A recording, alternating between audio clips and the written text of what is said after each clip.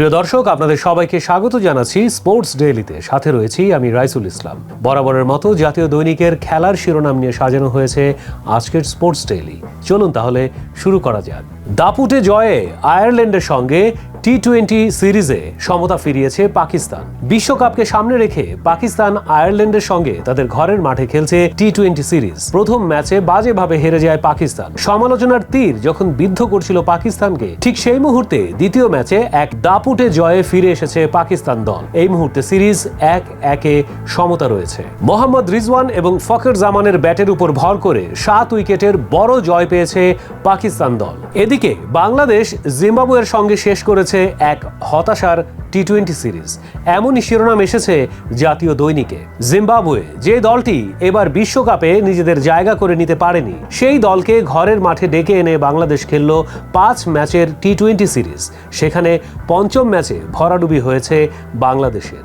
জিম্বাবুয়ের সঙ্গে হেরে যায় বাংলাদেশ। পুরো সিরিজ জুড়ে বাংলাদেশের ব্যাটাররা সমালোচনার তীরে বিদ্ধ হয়েছেন। স্ট্রাইক রেট থেকে শুরু করে ব্যাটিং অ্যাপ্রোচ সবকিছুই ছিল রক্ষণাত্মক, যা আগামী বিশ্বকাপে বাংলাদেশকে ভালোভাবে ভোগাতে পারে বলে মনে করছে ক্রীড়া বিশ্লেষকরা। এদিকে তাসকিন আবারও শিরোনামে উঠে রয়েছেন তার ইনজুরি নিয়ে। তার ইনজুরি এতটাই গুরুতর যে এবারের বিশ্বকাপে হয়তো তার খেলার সুযোগ নেই বললেই চলে। এমনটা যদি হয় তাহলে তাসকিনকে বলতে হবে খুবই দুর্ভাগা এক ক্রিকেটার। পাজরে আঘাত পেয়ে ছিটকে গেছে দল থেকে। শেষ কটি ম্যাচে জিম্বাবুয়ের সঙ্গেও দলে ছিল না তাসকিন।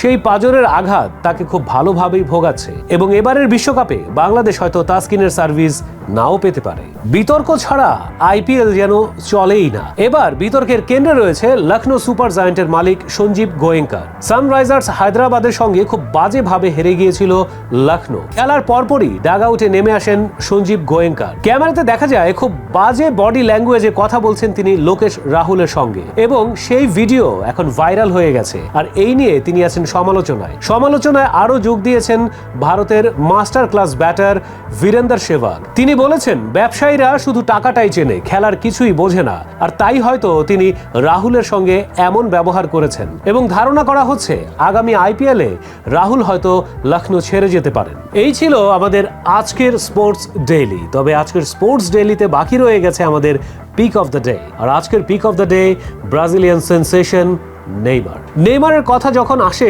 তখন তার সঙ্গে সঙ্গে ইনজুরির কথাটাও আসে। আগেই জানা গিয়েছিল এবারের কোপা আমেরিকা হয়তো খেলা হচ্ছে না নেইমারের। তাহলে ব্রাজিলের কি হবে? ব্রাজিল পেয়ে গেছে তাদের নতুন পেলেকে, এবং এমন খবরই রয়েছে সংবাদের শিরোনাম হয়ে। চলুন জেনে আসি বিস্তারিত। ব্রাজিল অনেক আগে থেকেই ফুটবলের স্বর্গরাজ্য। দেশটির প্রতিটি বাচ্চার স্বপ্ন থাকে বড় হয়ে ফুটবলার হওয়ার। সেই স্বপ্ন থেকেই এসেছিলেন পেলে, রবার্তো কার্লোস, রোনালদো এবং রোনালদিনোর মতো খেলোয়াড়রা। আর ঠিক এমন স্বপ্ন আর দারুণ প্রতিভা নিয়েই দলে এসেছিলেন ব্রাজিলিয়ান তারকা নেইমার। তবে সময়, পরিস্থিতি এবং ইনজুরি তাকে কখনোই উঠে দাঁড়াতে দেয়নি। এমনকি এবার কোপাতেও তার খেলা হবে না। এদিকে ব্রাজিল দলে এসেছে নতুন এক পেলে, যার খেলায় ইতিমধ্যে পাগল হয়ে গেছে গোটা ইউরোপ। কথা বলছি এনরিককে নিয়ে। নেইমার যে কোপা আমেরিকা খেলতে পারবেন না তা আরও 6 মাস আগেই জানিয়েছিলেন ব্রাজিল দলের চিকিৎসক রদ্রিগো লাসমার। কাতার বিশ্বকাপের সেরা গোলটি করা রিচার্লিসনও শুক্রবার ঘোষিত ব্রাজিলের কোপা দলে নেই। এমনকি আর্সেনাল ফরওয়ার্ড গ্যাব্রিয়েল জেসুসও নেই। এসব তারকার অনুপস্থিতিতে ব্রাজিল কোচ দরিভাল জুনিয়রের 23 জনের স্কোয়াডে চমক হলেন এনরিক।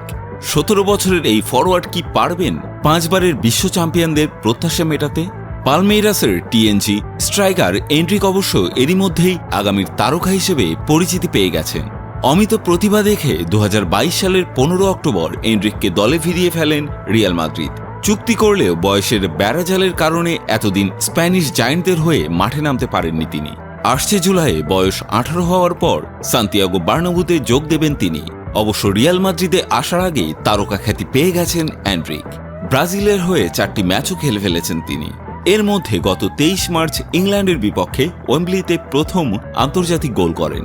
ইংল্যান্ডের বিপক্ষে জয়সূচক গোলটি দিয়েই ভালোই আলোড়ন ফেলেছিলেন তিনি।